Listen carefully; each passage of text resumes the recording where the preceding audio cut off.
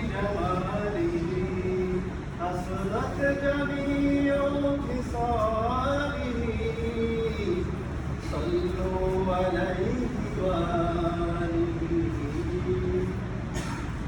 মানুষের কবি শেখ সাদি এই কবিতাটা তার জীবনের লেখায় কবিতাটা কবর এবং চিরস্মরণীয় একটি কবিতা।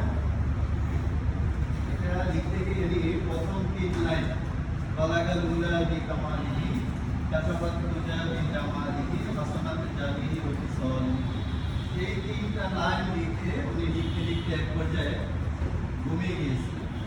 কথাটা এসে পুরো ঘুমিয়ে গেছিলেন। ঘুমন্ত অবস্থায় তিনি স্বপ্নে রাসূলুল্লাহ সাল্লাল্লাহু আলাইহি সাল্লামকে স্বপ্নে উনি দেখেছেন এবং উনি রাসূল সাল্লাল্লাহু আলাইহি সাল্লাম নিজে এসে সেই চতুর্থ লাইনটা সাল্লু আলাইহি ওয়া আলিহি এই লাইনটা অ্যাড করে দিয়েছেন।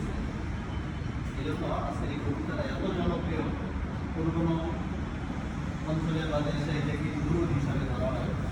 আসলে এটা দুরূদ না, এটা ছিল সেই শেখ সাদি রহমতুল্লাহ এলাকার কবিতা।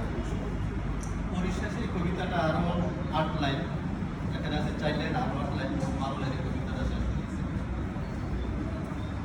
যাবো কবিতাটির প্রথম অংশ ছিল বালাগাল উলা বি কামালিহি, অর্থ হলো সাধনায় যিনি সুউচ্চ মর্যাদায়